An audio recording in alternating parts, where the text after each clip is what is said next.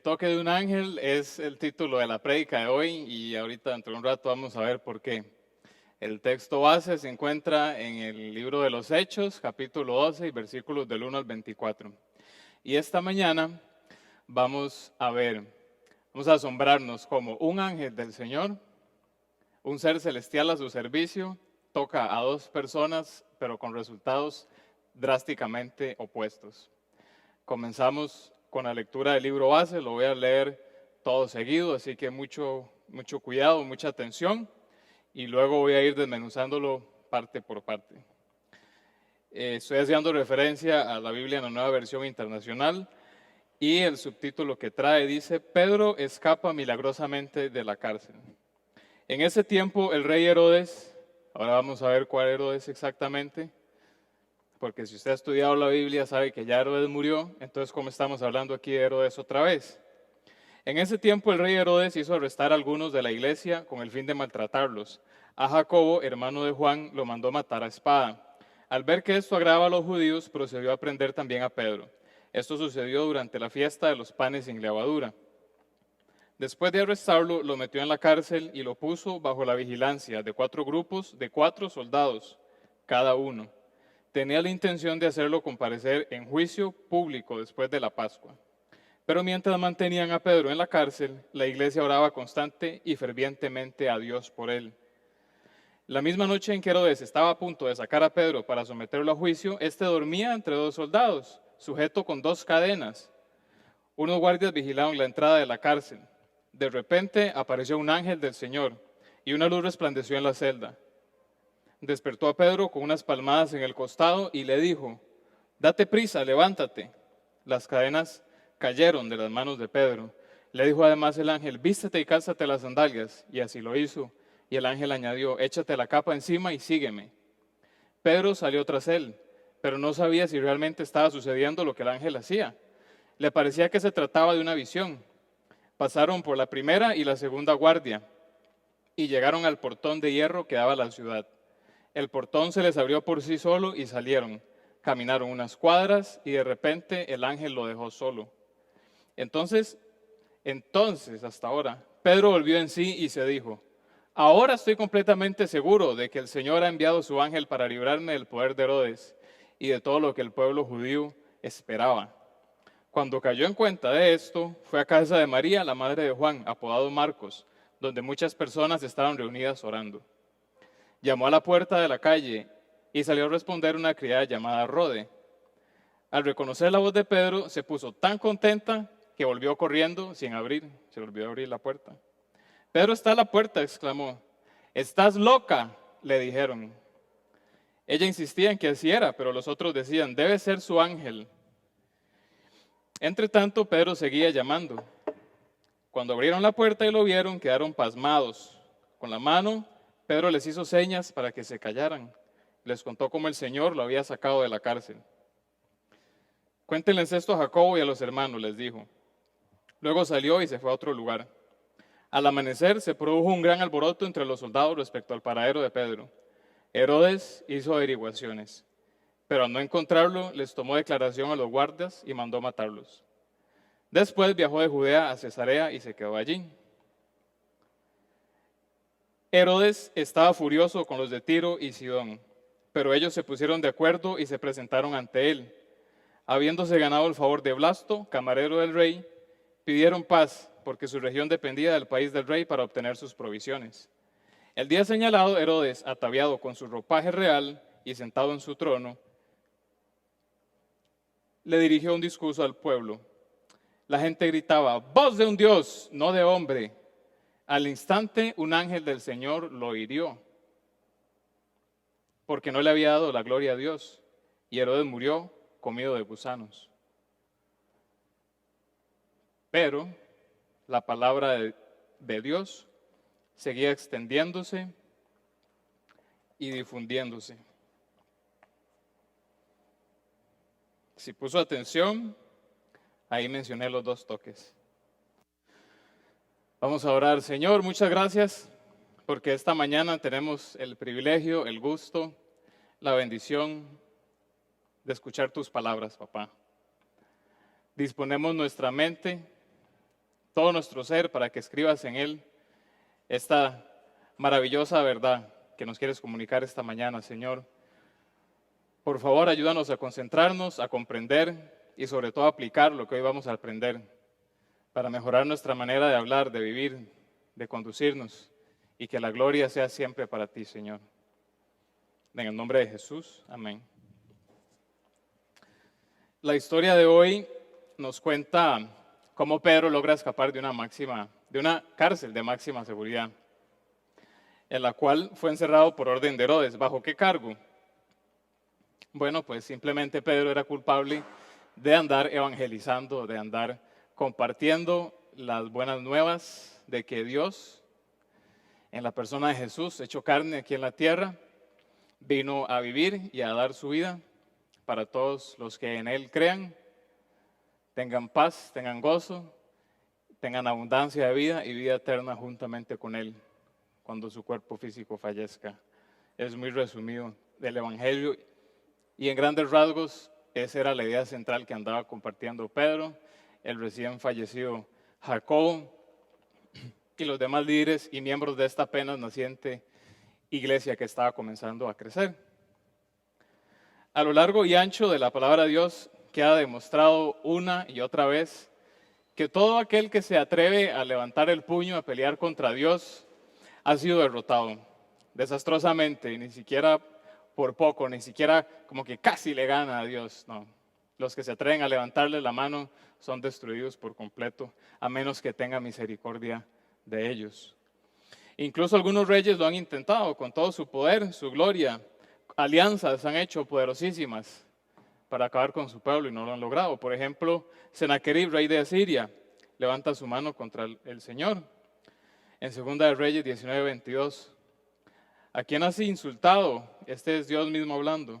¿Contra quién has blasfemado? ¿Contra quién has alzado la voz y levantado los ojos con orgullo? Contra el Santo de Israel. El resultado, esa misma noche el ángel del Señor salió y mató a 185,000 hombres del campamento asirio. A la mañana siguiente, cuando los demás se levantaron, ahí estaban todos los cadáveres. Y hay más, la lista sigue. El faraón en el libro de Éxodo, el rey Nabucodonosor, muy conocido en el libro de Daniel, y muchos otros, quienes, como dije, a pesar de su ejército, su riqueza, su sabiduría, no le hacen ni cosquillas, no le llegan ni a los talones a Dios. Y esta derrota se repite en la historia de hoy. Acabamos de hablar de Herodes y les dije que les iba a contar exactamente cuál Herodes era, porque si conocen su Biblia, ya Herodes se había muerto y ahora cómo es que vuelve a aparecer, ¿qué pasó? Me estoy refiriendo a la dinastía herodiana.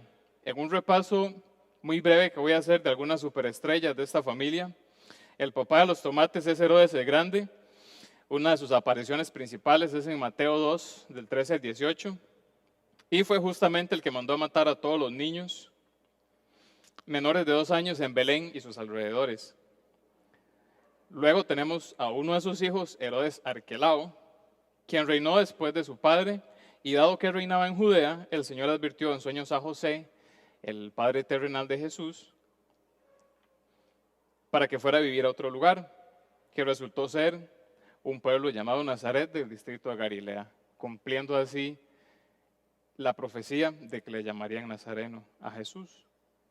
Pero otro viejo conocido es Herodes Antipas, muy famoso también, por cierto, quien gobernó sobre Galilea y Perea, y este fue el Herodes que junto con sus soldados, con desprecio y burlas, le puso el manto lujoso a Jesús horas antes de su crucifixión y lo mandó de vuelta con Pilato.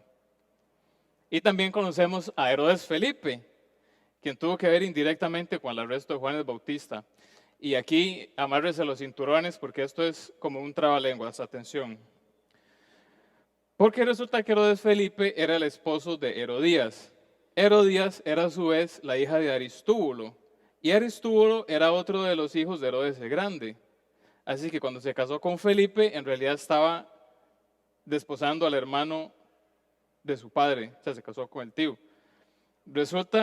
Sucede y acontece que Herodes Antipas, otro tío de Herodías, la convenció de abandonar a su esposo, o sea, Felipe, para poder casarse con ella, cometiendo de esta forma incesto y violando una orden que Dios había escrito en Levítico 18:16. Por eso es que Juan el Bautista se horroriza de ver que un rey de Israel cometa semejante pecado de una manera tan descarada y lo condena, se lo reprocha y finalmente es arrestado y asesinado por esto. El último de los Herodes fue Herodes Agripa II, ante quien compadeció Pablo más adelante en el libro de Hechos, capítulo 25. Y ese Herodes es al que pertenece la tristemente conocida frase: por poco me persuades a ser cristiano. Ante la defensa de la fe que Pablo hizo, él le pasó por un oído, pero le entró por un oído y le salió por el otro. A pesar de las razones y los argumentos le parecían lógicos, no le dio pelota a Pablo, no le dio pelota a Dios en última instancia. Y Herodes Agripa II era, por supuesto, el hijo de Herodes Agripa I, que era el que yo acabo de leerles en el texto de Hechos 12. El que mató a Jacobo y encarceló a Pedro, que era bisnieto de Herodes en grande, el que mandó a matar a todos esos bebés cuando vinieron los sabios de Oriente, apenas naciendo Jesús. Qué manera de árbol genealógico. Pero la verdad es que nadie escoge a la familia. Ahora sí vamos a desmenuzar el texto. En ese tiempo, versículos del 1 al 5, en ese tiempo el rey Herodes hizo arrestar a algunos de la iglesia con el fin de maltratarlos. A Jacobo, hermano de Juan, lo mandó a matar a espada, al ver que esto agradaba a los judíos. Aquí no sobran palabras, todo lo que yo estoy diciendo es muy importante. Procedió a prender también a Pedro. Esto sucedió durante la fiesta de los panes sin levadura. Después de arrestarlo, lo metió en la cárcel y lo puso bajo la vigilancia de 4 grupos de 4 soldados cada uno. Tenía intención de hacerlo comparecer en juicio público después de la Pascua, pero mientras mantenían a Pedro en la cárcel. ¿Qué hacía la iglesia? Oraba constante y fervientemente a Dios por él. La iglesia oraba constante y fervientemente a Dios por él. Nos cuenta la historia extrabíblica, la historia normal, la historia de toda la vida, que Herodes Agripa había acumulado numerosas deudas en Roma y huyó a Palestina, pero lo encarcelaron por orden del emperador Tiberio tras haber hecho unos comentarios bastante imprudentes y lo libraron cuando Tiberio falleció. Fue nombrado gobernador de Palestina del Norte, región a la cual se añadieron más adelante Judea y Samaria en el año 41 después de Cristo. Y como su relación con Roma era, por poco decir, inestable o complicada, él buscaba la amistad de los judíos. Y la mejor manera que a él se le ocurrió para hacerse más amigo de los judíos fue, por supuesto, perseguir a los cristianos. ¡Qué gran idea! El método de ejecución empleado en Jacobo por espada nos indica que él fue enjuiciado, fue procesado legalmente por estar consiguiendo adeptos para dioses falsos. Eso significa, y por eso dije que no sobraba ninguna palabra ahí, es muy importante. Y dicho sea de paso, Jacobo es el primer mártir de entre el grupo de los 12. Recordamos también la muerte de Esteban en el libro de los Hechos, pero de entre los 12 Jacobo fue el primero que tuvo, para algunos la desgracia y para otros la dicha de adelantárseles a los demás apóstoles en el viaje al cielo. Herodes, como dije, era judío y observaba algunas de las costumbres de los judíos, entonces se inventa esta trama, aprovechando el gentío que va a haber por la Pascua, por la fiesta de los panes sin levadura, entonces logra atrapar a Pedro, porque le parece una formidable idea, como dije, para congraciarse con ellos, echarle mano a otro, no cualquier evangelista que anduviera por ahí en la calle, sino a uno de los líderes de ese movimiento que estaba comenzando apenas y que les llamaban cristianos. Para que no se escapara, se dedicaron 16 soldados, 4 grupos de 4 soldados. Pedro estaba vigilado las 24 horas del día. Y ahora vamos a ver de qué manera. Y la iglesia oraba constante y fervientemente a Dios por él. Seguimos versículos 6 al 7. La misma noche en que Herodes estaba a punto de sacar a Pedro para someterlo a juicio, este dormía entre dos soldados, sujeto con dos cadenas, una a cada mano. Unos guardias vigilaban la entrada de la cárcel. De repente apareció un ángel del Señor y una luz resplandeció en la celda. Despertó a Pedro con unas palmadas en el costado y le dijo: date prisa, levántate. Y las cadenas cayeron de las manos de Pedro. Pero sabe un toque, Pedro está en una celda. Todos hemos visto películas, muy probablemente la celda no era de azulejo. Muy probablemente estaba bastante sucia, quizás habían ratas, la Biblia no lo dice, pero puede ser. Oscura, húmeda, ¿qué más se me ocurre? Hedionda. Ahí estaba Pedro, encadenado a dos soldados, pero está dormido. Pedro sabe que al día siguiente lo van a ejecutar, pero él está durmiendo ahí. Y llega un ángel y resplandece una luz en toda la celda. Yo personalmente soy de los que ocupa tener el cuarto bien oscuro para dormir. Cada quien es cada quien, pero ese es mi caso y sé que a algunos les pasa. Y también les confieso que en algunas ocasiones a mi esposa y a mí no nos es tan fácil acomodarnos para ir a dormir en una cama, en un cuarto cómodo, con cobijas, y un cuarto que huele rico y está limpio. Y a veces nos cuesta dormir. ¿Cómo puede ser dormir atrapado, amarrado a dos carajos que uno ni siquiera conoce y que no le desean ningún bien la noche antes de su ejecución? ¿Cómo lo logra? ¿Cómo lo logra Pedro en un mundo como el de hoy? Por si no lo saben, la industria, el año pasado, la industria de productos, de pastillas y diferentes productos para poder dormir, solo el año pasado, fue valorada en 67.37 billones de dólares en productos que la gente compra para dormir.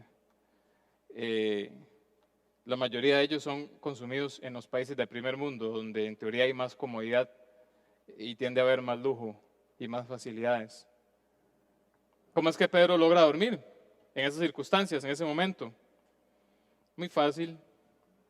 No se tomó nada, no se fumó nada. Tampoco dice que lo fueran a visitar y lo consolaran, no. Pero sabía que Jesús cumple sus promesas. Pero sabe que la palabra de Dios se cumple, sí, porque sí. Sí o sí. Y esto quedó en Juan 21, versículos 18 y 19. Este es Jesús hablando a Pedro. De veras te aseguro que cuando eras más joven te vestías tú mismo e ibas a donde querías. Pero cuando seas más viejo, extenderás las manos y otro te vestirá y te llevará donde no quieras ir. Eso dijo Jesús, versículo 19. Esto dijo Jesús para dar a entender la clase de muerte con que Pedro glorificaría a Dios. Jesús le había dado esa profecía personalmente a Pedro y Pedro realmente no había llegado a viejo todavía, por eso le estaba seguro de que este no iba a ser su fin. De alguna u otra manera, o simplemente no iba a morir de momento, o lo iban a sacar de ahí, o él podía estar seguro, él podía descansar, él podía confiar en la palabra de su Señor. Por eso se durmió, y tanto se durmió que vamos a ver cómo fue que lo despertaron. Pero ahí no acaba todo, porque les acabo de contar en el mismo versículo casi. Por un lado, Jacobo muerto filo de espada, y que nos da la impresión de que Dios no lo estaba cuidando y por eso se murió. Por supuesto, la iglesia está orando por él, pero ¿qué pasó? ¿Por qué es que uno muere y el otro va a llegar hasta viejo? Bueno, pues nos guste o no, Dios es soberano.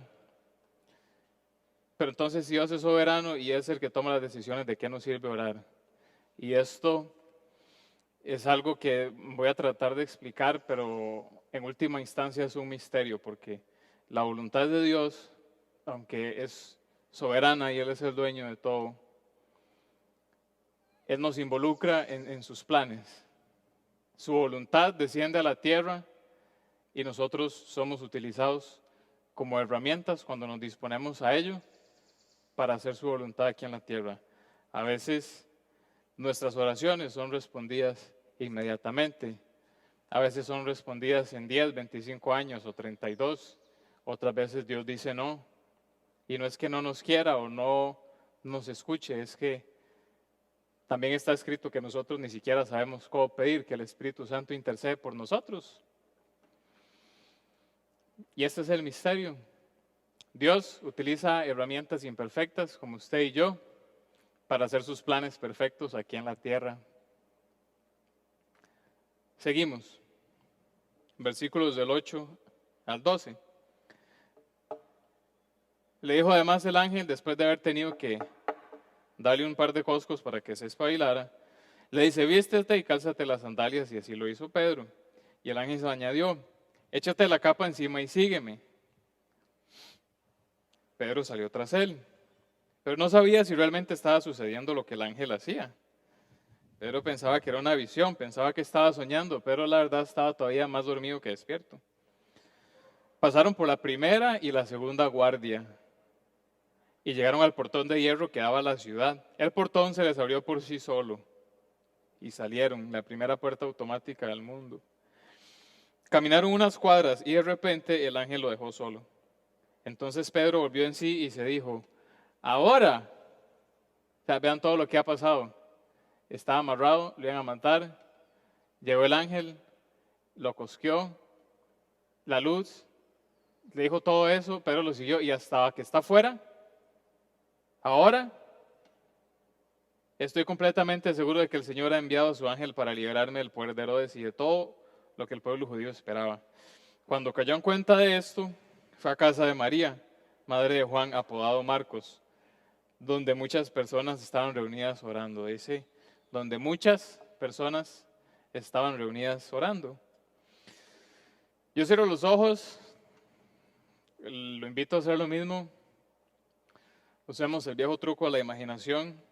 Me imagino a Pedro con semejantes lagañas, repitiendo como un robot todas las órdenes que le daba el ángel, porque él realmente no acataba, no entendía que esto realmente estaba pasando. Como cuando a nosotros los papás nos toca levantar a los chiquitos para ir al kinder o a la escuela, o al colegio, ¿verdad? Bueno, me imagino que no a todos les pasa, papito, despiértese, mamita, báñese, mamita, ya se lavó los dientes. Y algo parecido estaba haciendo el ángel. Y no es hasta que está afuera, pegándole el viento, serenándose, que él vuelve en sí y dice, no, pero santo que eso está pasando.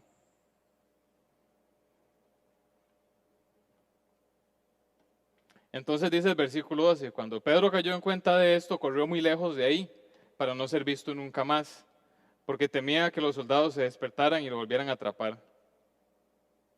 No, verdad, no dice eso. Dice que fue a casa de María, la madre de Juan, apodado Marcos, donde muchas personas estaban reunidas orando.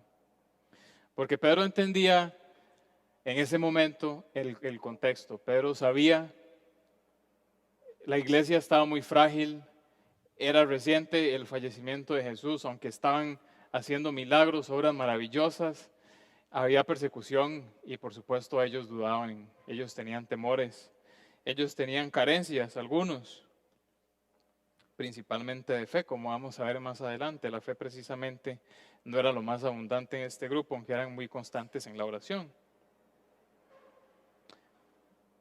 Pedro comprendió a través de la gracia del Espíritu Santo que nos da sabiduría y revelación. Pedro entendió la necesidad que tenían sus hermanos de saber que Dios seguía en control, que Dios los estaba escuchando, que Dios estaba respondiendo a este clamor que ellos tenían. Estaban reunidos, habían muchos. Pero entendía que ellos necesitaban saber que Dios estaba en control de todas las cosas. Que ni siquiera la cárcel de máxima seguridad del poderosísimo, influyente rey Herodes, ni siquiera eso lo pudo retener. Y continuamos versículos 13 al 19, porque Pedro logra llegar a la casa. Llamó a la puerta de la calle, dice, y salió a responder una criada llamada Rode, que significa rosa, por cierto. Al reconocer la voz de Pedro, se puso tan contenta esta Rode que se volvió al grupo que estaba orando sin abrir. Pedro está a la puerta, exclamó. Está loca, le dijeron. Pero ella insistía en que así era. Pero los otros le decían, debe ser su ángel. Debe ser su ángel. Entre tanto, Pedro seguía llamando. Upe. Tal vez más quedito, upe. Cuando abrieron la puerta y lo vieron, quedaron pasmados. Con la mano, porque se armó un escándalo. Con la mano, Pedro les hizo señas de que se callaran y les contó cómo el Señor lo había sacado de la cárcel. Cuéntenles esto a Jacobo y a los hermanos, les dijo. Luego salió y se fue a otro lugar. Al amanecer se produjo un gran alboroto entre los soldados respecto al paradero de Pedro, y esta parte es muy triste, a mi parecer. Herodes hizo averiguaciones, pero al no encontrarlo, les tomó declaración a los guardas y mandó matarlos. Después viajó de Judea a Cesarea y se quedó allí. Y aunque la última parte es triste, la primera muy vacilona, porque mientras Pedro está afuera, serenándose, los hermanitos están reunidos con tanta fe, sarcasmo, que no creían que Pedro estaba ahí, no creían en última instancia que Dios tenía la fuerza, la capacidad, el deseo, las ganas de sacar a Pedro de la situación horrible en la que estaba. Y en vez de abrirle y en vez de decir, no, de fijo, sí, claro, de fijo, ¿quién más puede ser? No puede ser otra persona más que Pedro. Estamos orando por él y aquí está. Era obvio que iba a estar. No tiene nada de raro que aquí esté. En vez de eso, están a punto de tener un debate teológico sobre los ángeles, porque la comunidad judía en aquel entonces tenía la creencia supersticiosa de que cada uno de ellos tenía un ángel guardián. Y estos ángeles guardianes tenían la capacidad de asumir la forma física de la persona a la cual cuidaban, e inclusive usar su voz.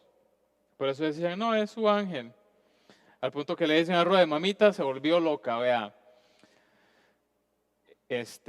Mejor vaya y nos trae café, porque ya es muy tarde y tal vez así nos despabilamos para poder seguir orando, porque qué sueño nos va a agarrar. Pedro sigue afuera. Y hasta que le abren, se arma un escándalo, al punto que los tienen que callar, hacerle señas antes de que los vecinos se despierten por el escándalo. Después de esto, Pedro desaparece por completo de la escena. De hecho dice, cuéntenles a Jacobo y a los hermanos, luego salió y se fue a otro lugar. A excepción de una mención muy breve que hay en Hechos 15, no vuelve a aparecer más en la Biblia, pero a pesar de eso, por su conducta, por su comportamiento, por sus obras, su testimonio, sabemos que donde quiera que él haya ido, estaba predicando la palabra del Señor con valentía, con atrevimiento y con ese sabor que el Espíritu Santo le daba para lograrlo, para llevar las buenas nuevas, el Evangelio a más personas. ¿Y qué pasó con sus soldados? Pues también lo normal. Cuando estaban cuidando a algún preso, pues si por A o por B se les escapaba o simplemente ya no estaba, tenían que pagar con su vida. Esa era la ley. Y Herodes, frustrado de ver que su gran plan no se pudo llevar a cabo, se fue a hacer berrinche a Cesarea, otra región de este lugar. Seguimos, versículos 20 al 24. Herodes estaba furioso con los de Tiro y de Sidón, pero ellos se pusieron de acuerdo y se presentaron ante él, habiendo ganado el favor de Blasto, camarero del rey. Pidieron paz, porque su región dependía del país del rey para obtener provisiones. El día señalado, Herodes, ataviado con su ropaje real y sentado en su trono, le dirigió un discurso al pueblo y la gente gritaba, voz de Dios, no voz de hombre. Al instante un ángel del Señor lo hirió porque no le había dado la gloria a Dios. Dice que un ángel del Señor lo hirió porque no le había dado la gloria a Dios. Y Herodes murió comido de gusanos. Pero la palabra de Dios seguía extendiéndose y difundiéndose. Pero la palabra de Dios seguía extendiéndose y difundiéndose. Si usted se fija en un mapa de la época, Tiro y Sidón son ciudades portuarias, muy importantes por el flujo de mercancías que había a través de ellas. Pero, a pesar de su importancia y a pesar de sus puertos, ellos dependían de la región gobernada por Herodes. Dependían en realidad en ese momento de Herodes para poder vivir y funcionar.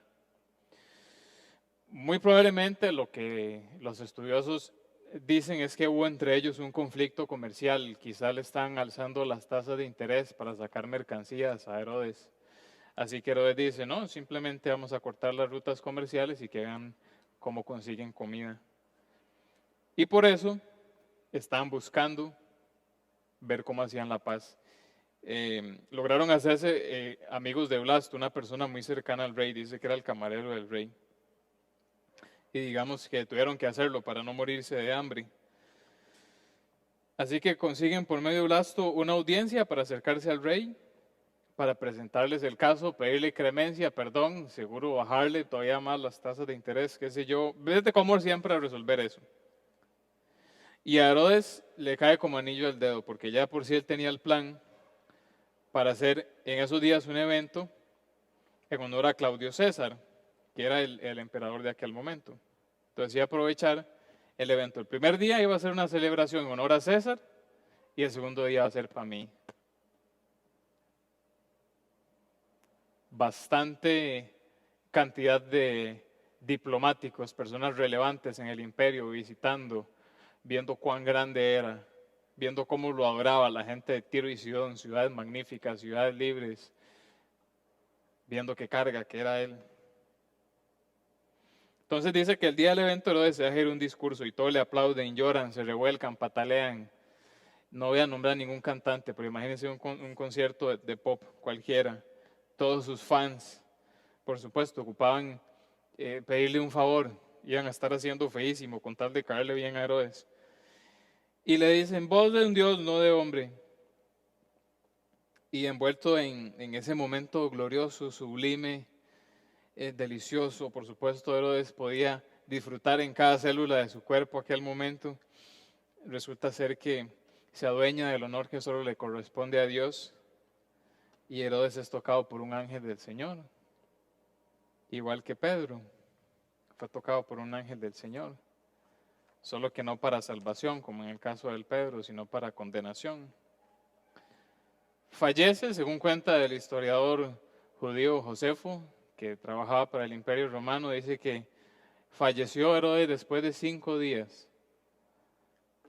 5 días de agonía y de nada le sirvió otra cosa que cuenta la historia natural, que el ropaje que andaba era de plata, era una túnica de plata, la tela era plata en realidad.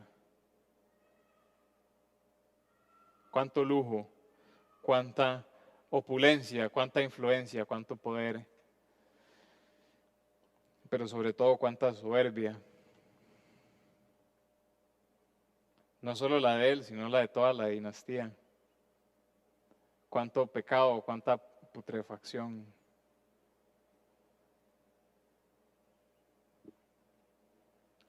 Comencé contándoles sobre este hombre, Herodes, una figura poderosa, influyente en la sociedad de la época. Pero vean cómo terminó por su terquedad, por su soberbia. Porque está escrito en Proverbios 29-23, el altivo será humillado, pero el humilde será enaltecido. Quizá, y esto la Biblia no lo dice, pero quizás fue el mismo ángel el que tocó a Pedro y el que tocó a Herodes. Uno para rescatarlo, el otro para condenarlo. Punto que sirvió para despertar a Pedro y el otro para poner a dormir a Herodes indefinidamente. Y el versículo final, que es el 24, me encanta. Dice, pero la palabra de Dios seguía extendiéndose y difundiéndose. Como decimos popularmente, Herodes quiso hacer una gracia y le salió un sapo. Quiso aplastar a los apóstoles de Dios, quiso aplastar a su iglesia. Logró acabar con la vida de algunos, quizá más de uno, pero aún así la iglesia no hizo más que fortalecerse. La palabra de Dios no hizo más que ir de casa en casa, de pueblo en pueblo, y de ahí llega hasta donde usted y yo estamos el día de hoy, siendo beneficiados de esta magnífica verdad, esta magnífica palabra.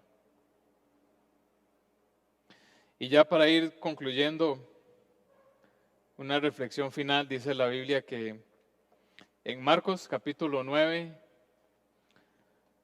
cierto día un hombre llega a Jesús porque su hijo estaba poseído por un espíritu inmundo, como ellos le llamaban, estaba endemoniado. Y ese espíritu muchas veces había llevado a su hijito al fuego para matarlo o al agua. Realmente en aquella época no era difícil encontrar fuegos abiertos en cualquier lugar, no voy a decir en media calle, pero era común que hubiera fuegos o que hubiera pozos, etcétera, en algún río. Y este demonio que estaba dentro del hijo de este señor lo llevaba a esos lugares para matarlo. Tampoco la Biblia lo dice, pero si lo había llevado al fuego múltiples ocasiones, probablemente este chiquito o joven, o bueno, su hijo, tenía bastantes heridas, chollones, raspones, cicatrices, quizás estaba desfigurado su rostro por las quemadas. Era una situación bastante acongojante para el Señor y toda su familia, en realidad, ver a su hijo sufrir todos los días a causa de esto. Entonces el Señor no haya más que hacer y de ver que Jesús está por ahí le dice, si puede hacer algo, que tenga compasión de ellos y les ayude. A lo que Jesús responde, ¿cómo que si puedo? ¿Cómo que si yo puedo hacer algo? Para el que cree todo es posible, le responde Jesús. Y el Señor le dice, sí, yo creo, obvio, creo, me extraña, yo creo. Y después, ¿sabe qué le dice? Ayúdame en mi poca fe.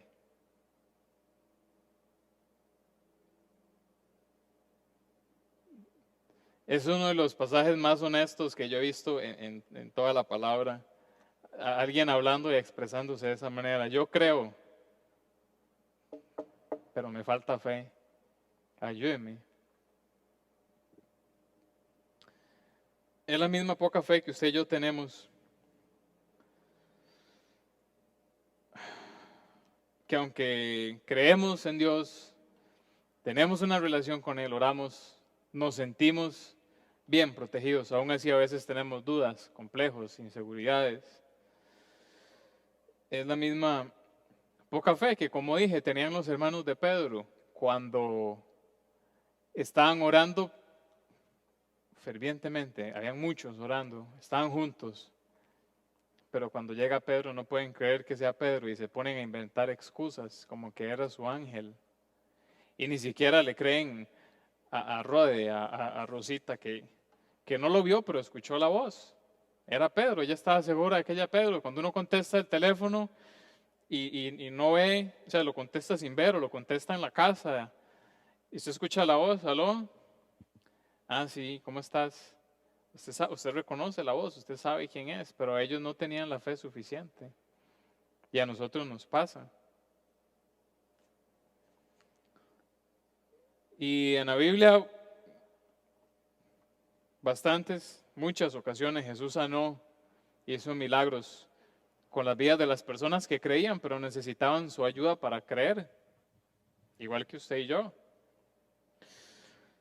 Así que no hay motivos, no tenemos razones para acomplejarnos cuando sintamos debilidad, cuando sintamos que no podemos más, que las circunstancias nos abruman. Porque en parte para eso fue que Cristo fundó la iglesia, para soportarnos los unos a los otros, para levantar al que está caído, para despertar al que está en una depresión constante, al que está en una pesadilla. A veces nuestras vidas se transforman en una pesadilla. Y en parte para eso Cristo fundó a la iglesia. Y dijo que las puertas del infierno no prevalecerían contra ella. No porque seamos muy cargas ni porque cantamos bonito y pandereteamos, sino porque el Espíritu Santo, Dios mismo, está entre nosotros y está en nosotros.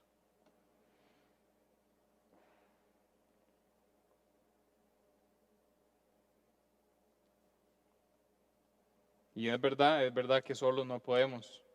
Jesús mismo lo dijo, separados de mí nada pueden hacer.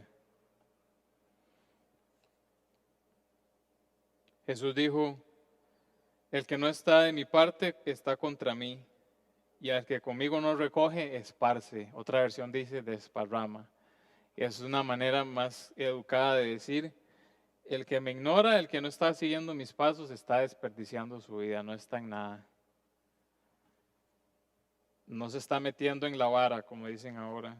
Si no está familiarizado con el término, métase en la vara es otra manera de decir concéntrese, enfóquese, ponga atención, vea a su alrededor, vea qué está haciendo con su vida, qué decisiones está tomando y para dónde va basándose en esas decisiones. También dijo Jesús, yo soy el camino, la verdad y la vida. Nadie llega al Padre sino por mí. Y el último versículo que les regalo hoy es que cuantos reciben la palabra, cuantos reciben a Jesús, a los que creen en su nombre les dio el derecho de ser hijos de Dios. Existe la idea popular, la creencia absurda de que todos somos hijos de Dios, de que somos creación suya, entonces todos somos sus hijos, y esa no es la verdad. Está muy claro y lo acabo de decir, y con este me despido. A cuantos los reciben, a cuantos los recibieron, a los que creen en su nombre, les da derecho a ser hijos de Dios. Esta también es otra manera muy educada de decir, si usted no es un hijo de Dios, está contra él.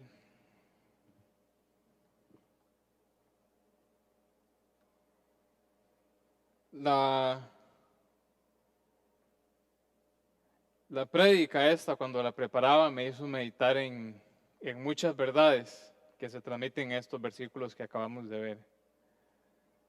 Pero una de ellas fue la necesidad de una comunidad de fe.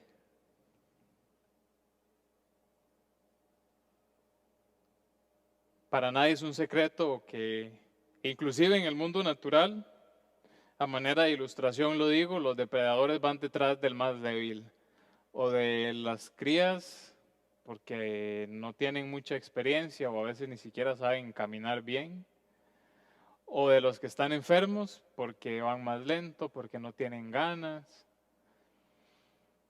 o de los más viejos porque igual les cuesta sacar fuerzas. Y así de igual manera sucede con nosotros los humanos a nivel espiritual. Entre más pollitos estamos, es decir, más tiernos en nuestra espiritualidad, más frágiles somos. Cuando somos débiles porque hemos caído en tentación o porque le damos pelota a mentiras que nos creemos, a diferencia de Pedro que prefirió creer y confiar en la profecía, en lo que Jesús le había prometido. A veces creemos otras cosas y eso nos hace débiles. O llevamos ya tiempo en la fe y vamos dejando como atrás las cosas y nos relajamos y nos damos cuenta de que no estamos viviendo como a Dios le agrada.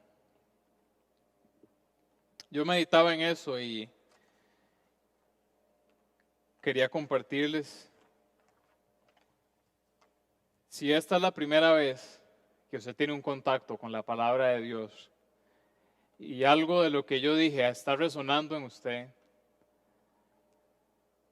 o si ya está caminando en la palabra y hay algo ahí que le estorba, que le está alejando del Señor, que impide una comunión con Él,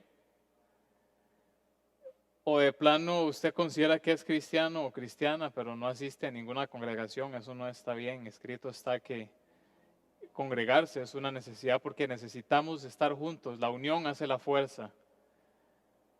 Y como les decía, en parte es una de las razones por las cuales Jesús fundó esta iglesia. Una convocatoria de hombres y mujeres que quieren hacer cambios en sus vidas, que se atreven a creerle a Dios, que se meten de lleno en la palabra, no se quedan con los memes que ven en Facebook, no se quedan con las canciones que suenan en la radio, ni con lo que vieron en los programas.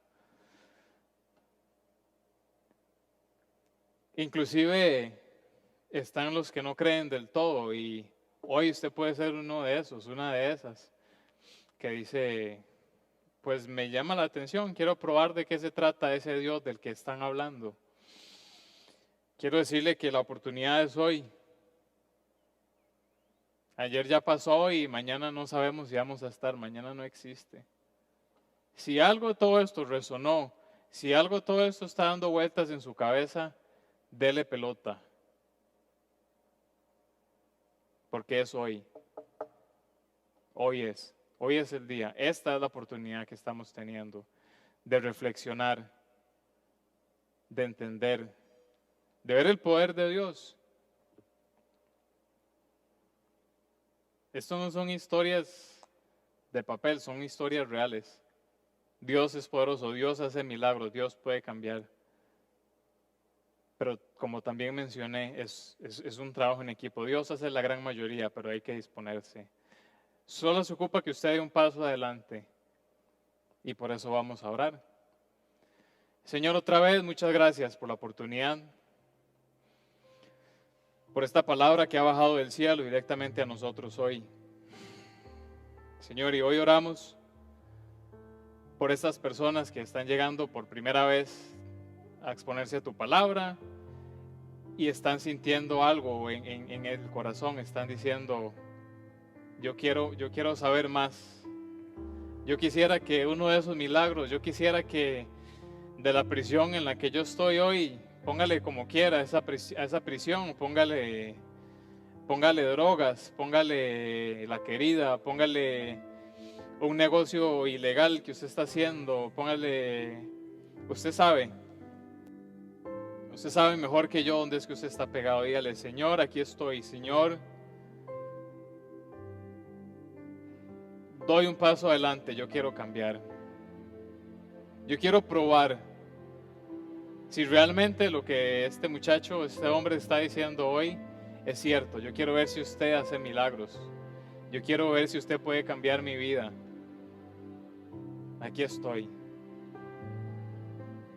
Pero tiene que decírselo de todo corazón. Diga algo como esto: Señor, dejo atrás el pecado, dejo atrás el mundo y aquí estoy de frente. Te estoy dando la cara. Yo me arrepiento. Yo quiero probar esta otra dimensión. Quiero abrir mi mente. Quiero ver de qué se trata. ¿Qué es Dios? ¿Qué es una iglesia? ¿Cómo se siente estar en una iglesia? Y si acaso ya usted estuvo en una congregación y tuvo una mala experiencia y hoy quiere reconciliarse con el Señor de igual manera, aquí estoy, Señor. Aquí estoy. Quiero restablecerme, quiero volver a una comunidad de fe, quiero servirte, papá. Perdóname. Aquí estoy a tus pies. Haz conmigo, Señor. Haz en mí tu obra.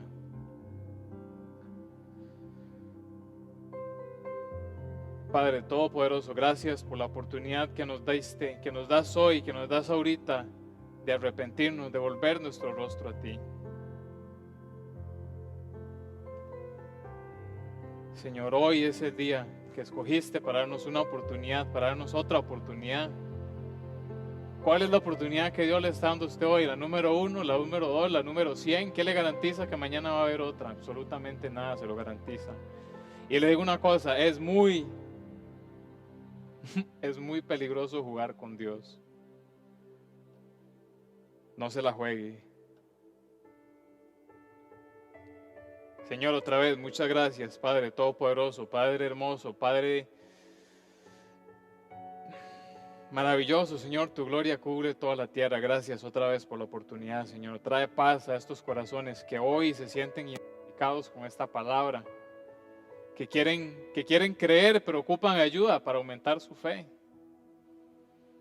Trae paz, trae consuelo a ellos. Espíritu Santo, guíalos a una iglesia, a una congregación donde ellos puedan servir, donde ellos puedan realmente probar en todo sentido la palabra tu poder, tu gloria, tu amor, tu misericordia, tu disciplina también, Señor, si es necesario.